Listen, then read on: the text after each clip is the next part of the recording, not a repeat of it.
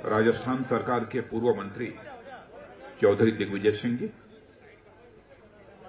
मध्य प्रदेश सरकार के पूर्व मंत्री श्री कमल जी पटेल और सोनिया गांधी जी के खिलाफ जो चुनाव लड़े थे ऐसे श्री अजय अग्रवाल जी, एडवोकेट श्री गजेंद्र यादव और पगड़ी बांधकर जिन लोगों ने स्वागत किया है, और कई बार इन बुजुर्गों ने मेरे सिर पर पगड़ी बांधी है। मैं अपने इन बुजुर्गों को यकीन दिलाना चाहता हूं कि राजनीतिक क्षेत्र में मैं जहां रहूंगा, जिस रूप में रहूंगा, आपकी इस पगड़ी की आन बान शान को कभी आंच नहीं आने दूंगा। आपको मैं भरोसा दिलाता हूं। दादा नारायण सिंह जी,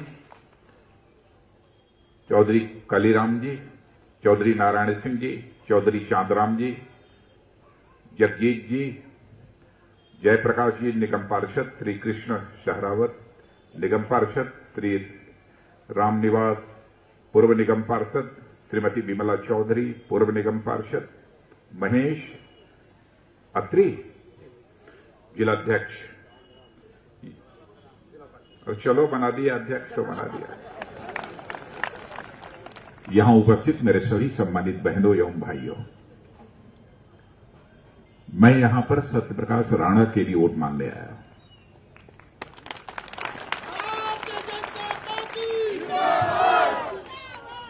सत्यप्रकाश राणा को काम करते हुए तो मैंने देखा था,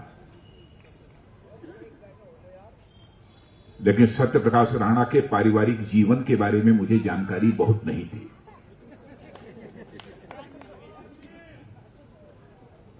मैंने देखा कि इस शख्स के अंदर जनता की सेवा करने की एक तड़पन है।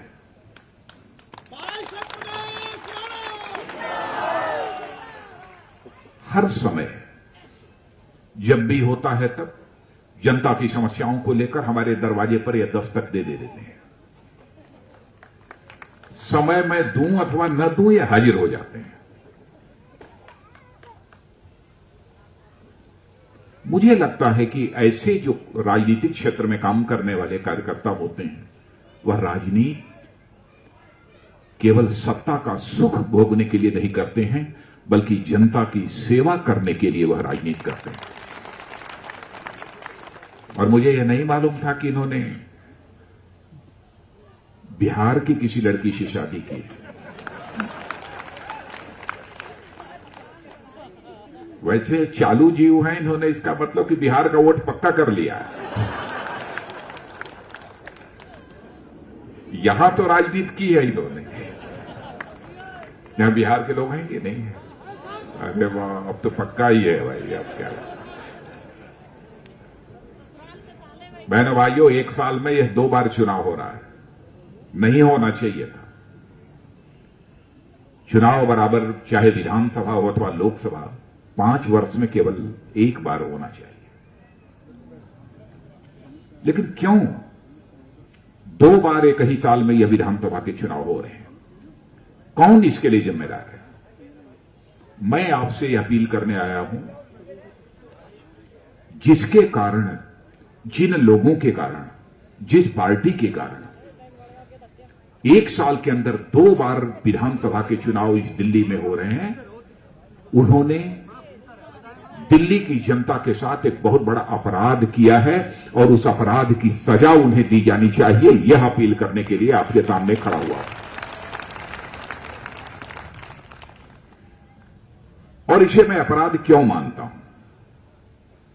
अपराध इसलिए मानता हूं कि जब कभी विधानसभा अथवा लोकसभा के चुनाव होते हैं, सैकड़ों, हजारों करोड़ रुपए सरकारी खजाने के खर्च होते हैं। प्रत्याशियों के जेब के पैसे खर्च होते हैं। राजनीतिक पार्टियां चंदा लेकर चुनाव लड़ती हैं। कहां से लेती हैं, कैसे लेती हैं, आप सब लोग जानते हैं। माने सैकड़ों, हजारों करोड़ रुपए खर्च होते हैं।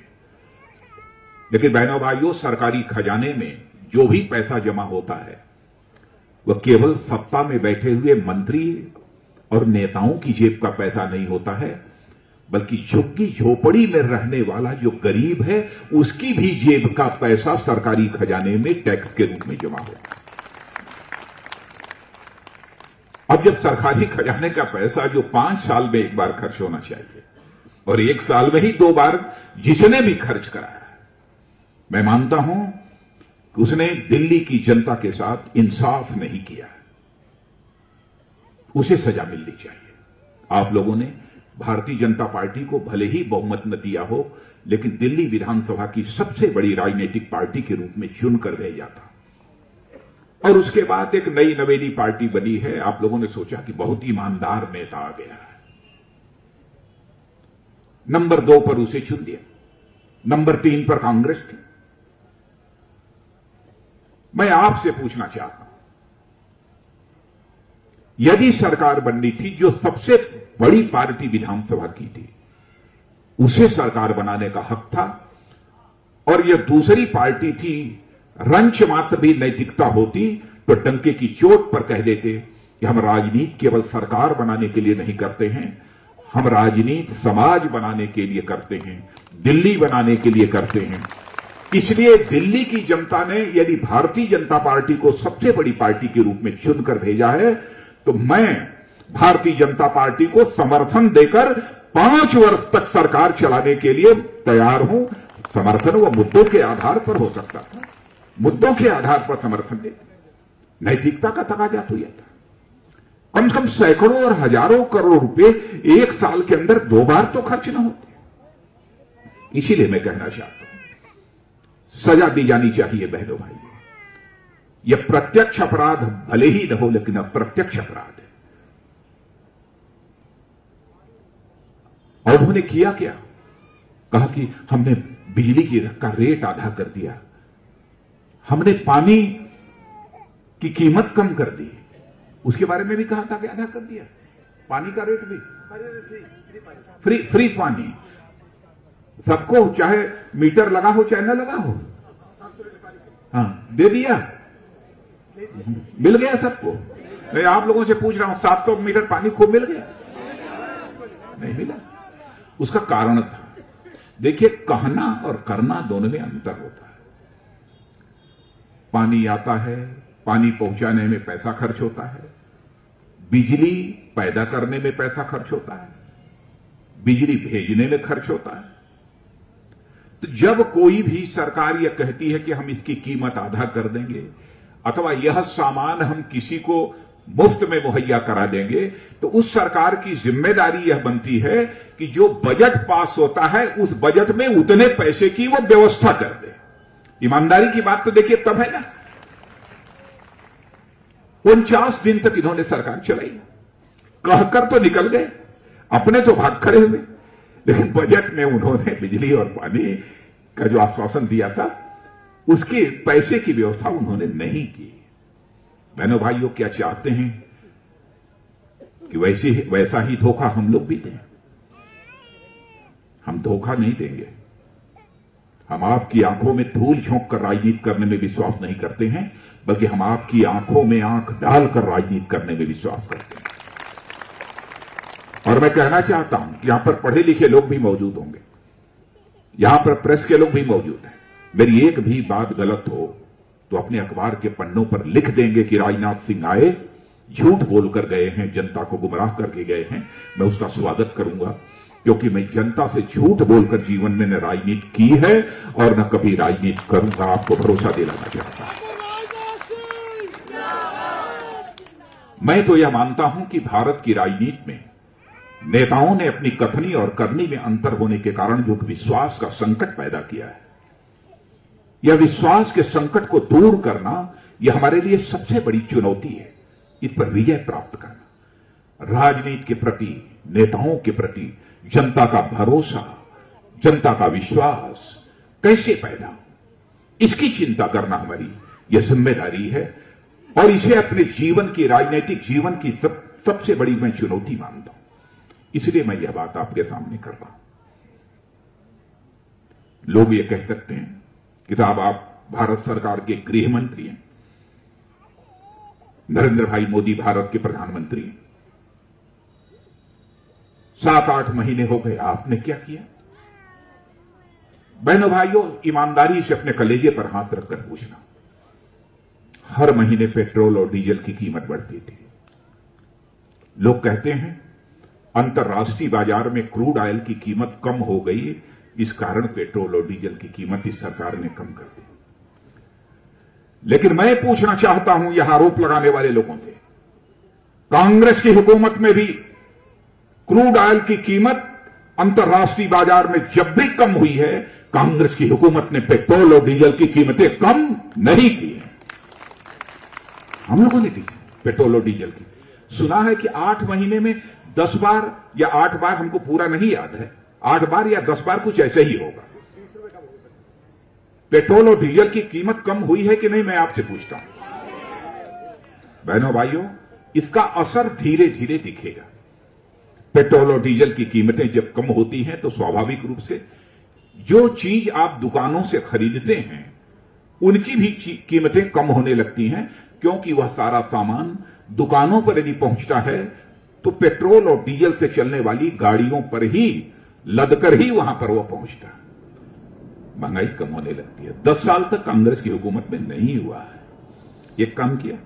नंबर 2, प्रधानमंत्री जनधन योजना के अंतर्गत फैसला किया, हम हिंदुस्तान में भले ही कोई परिवार झोपड़ी में क्यों न रहता हो, भले ही वो खुले आसमान के नीचे क्यों न रहता हो, एक परिवार भी शेष नहीं बचने देंगे जिसका कि बैंक में खाता न खुल जाए। नंगे पांव वाला भी बैंक में दस्तक दे सकता है। एक हिम्मत और एक साहस हम हिंदुस्तान के हर गरीब के कलेजे में भी पैदा करना चाहते हैं। और आपको जानकर खुशी होगी, 6 महीने के अंदर हमारे प्रधानमंत्री जी ने प्रधानमंत्री जनधन योजना के अंतर्गत 99.7% से अधिक लोगों के बैंकों में खाते खोल दिए। 1 लाख रुपए का दुर्घटना बीमा पक्का हो गया। भले ही आपका 5,000 रुपया बैंक में जमा ना हो, लेकिन 5,000 रुपए की जरूरत पड़ गई तो आप बैंक में जाकर सीधे 5,000 का ओवर ड्राफ्ट भी ले सकते हैं। पहली बार हिंदुस्तान की, भारत की राजनीति में ऐसी मुकम्मल व्यवस्था हुई, पहली बार हुआ।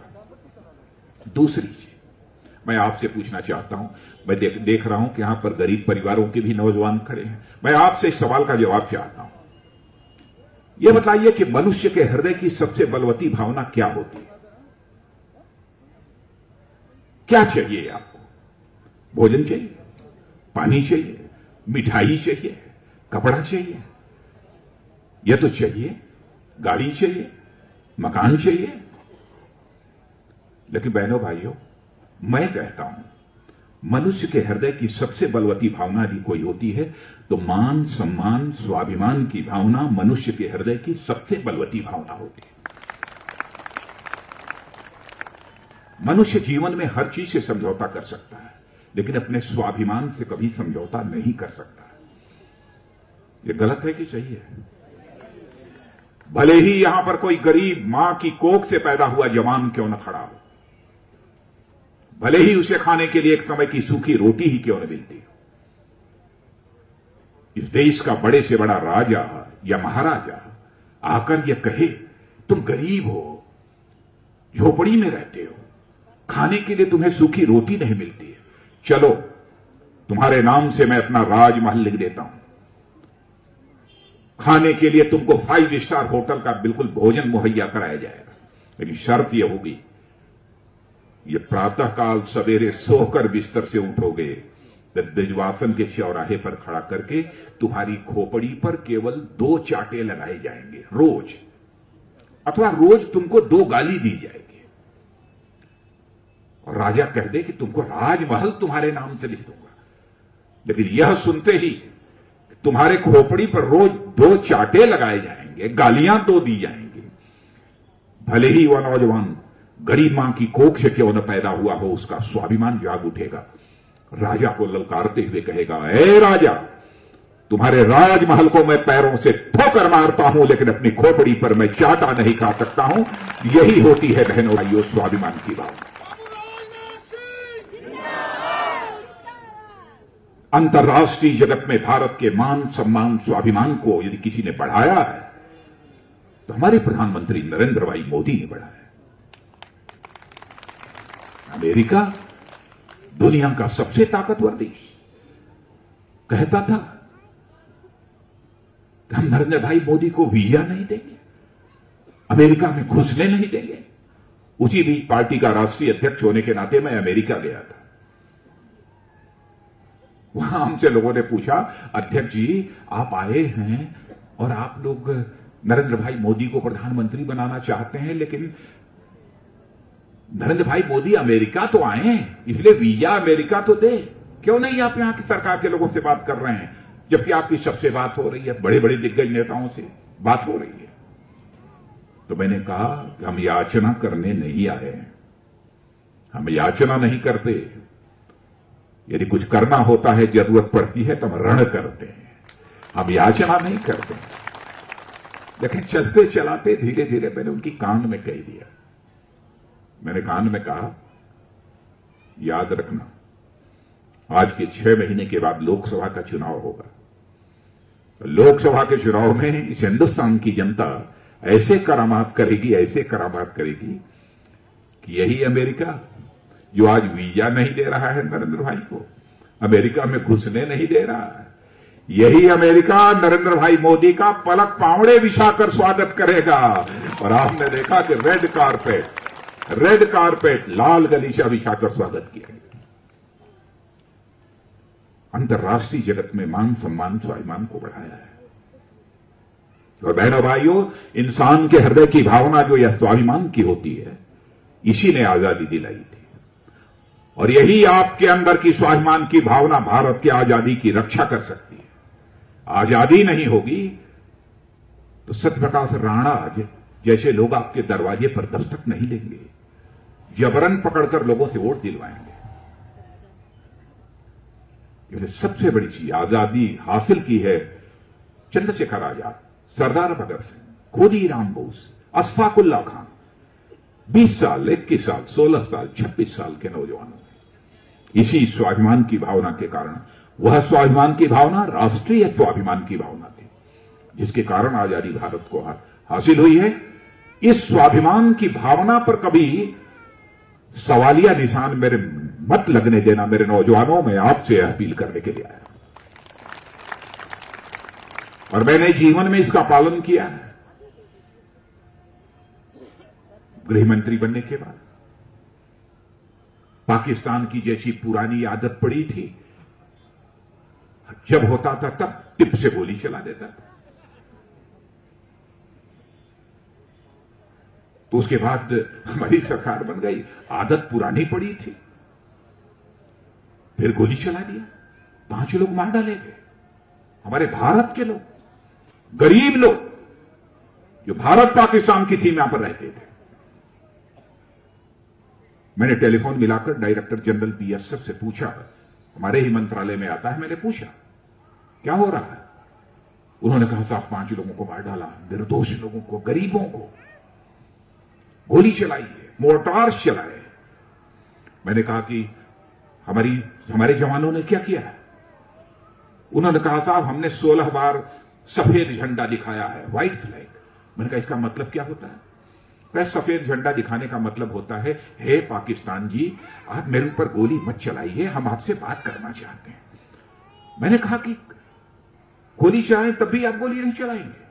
उन्होंने कहा साहब पुरानी सरकार का यही आदेश था कि अपनी गोली नहीं चलानी है साहब, इसीलिए हम सफेद झंडा दिखाते हैं, गोली नहीं चलाते। बहनों भाइयों, उसी समय मेरा भी मिजाज गर्म हुआ और मैंने कहा कि याद रखना, 17वीं बार सफेद झंडा मत दिखाना, मुंहतोड़ जवाब दिया जाना चाहिए। और आपने देखा कि हमारे जवानों ने किस तरीके से मुंहतोड़ जवाब दिया है। यही पाकिस्तान जो बराबर सीनाजोरी करता था, इस बार त्राही त्राही करने लगा, बचा लो बचा लो। भारत से अपील कर रहा है, संयुक्त राष्ट्र संघ जो देश की, दुनिया की जो सबसे बड़ी अदालत होती है, फोरम है, उसे भी अपील कर रहा है।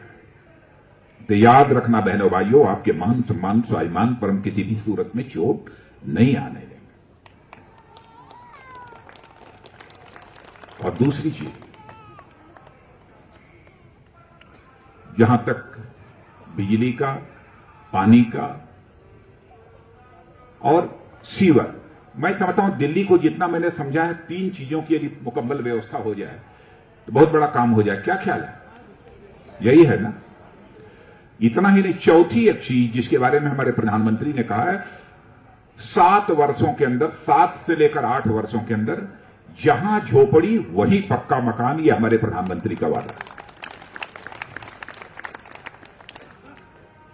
15 साल आपने दिया है कांग्रेस को लगातार, उसके पहले जितना दिया है वो तो अलग की बात है। 15 साल लगातार आपने कांग्रेस को हुकूमत करने के लिए दिया है।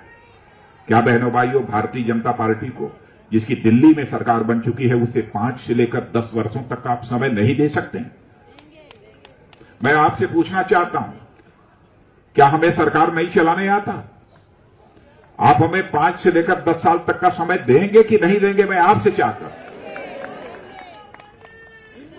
मैं नहीं, अंतर्राष्ट्रीय एजेंसियां जो दुनिया के हर देश में सरकार चलाने वाली सारी राजनीतिक पार्टियों के कामकाज की समीक्षा करती रहती हैं, उन्होंने हिंदुस्तान में सरकार चलाने वाली जितनी भी पार्टियां हैं, सभी पार्टियों की सरकारों के कामकाज की समीक्षा करने के बाद अपनी रिपोर्ट में कहा है कि हिंदुस्तान में सबसे बेहतर सरकार चलाने वाली यदि कोई पार्टी है तो उसका नाम भारतीय जनता पार्टी है।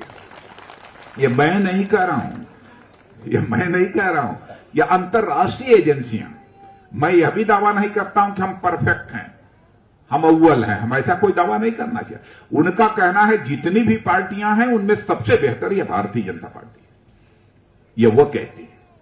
इसलिए मैं आप सबसे अपील करने आया हूं कि मेरे बहनों भाइयों, हमारे सत्यप्रकाश राणा को पिछली बार कितने जिताया था? 2500। गड़बड़ कर दिया था ये 25 घसीट में इस बार मत रखिए। बस तो काम बन गया। सही कहा। तो मैं जाऊं कमल का फूल? पक्का ना यार? 25,000 से जीत जाना था। नहीं, मैंने कहा 25,000 से यदि जीत जाएंगे तो हमको बुलाएंगे एक बार? बुलाएंगे? नहीं, ये बुलाएंगे कि नहीं? यदि ये बुलाएंगे तो बहनों भाइयों, यदि मैं दोबारा आऊंगा जीतने के बाद, यदि इन्होंने बुलाया तो आऊंगा, तो फूलों की हार पहनकर और पगड़ी पहनकर अपना स्वागत कराने के लिए नहीं आऊंगा। एक बार शीश झुकाकर आप लोगों का अभिनंदन करने के लिए आऊंगा, आप लोगों का स्वागत करने के लिए आऊंगा। आप सबको बहुत बहुत धन्यवाद।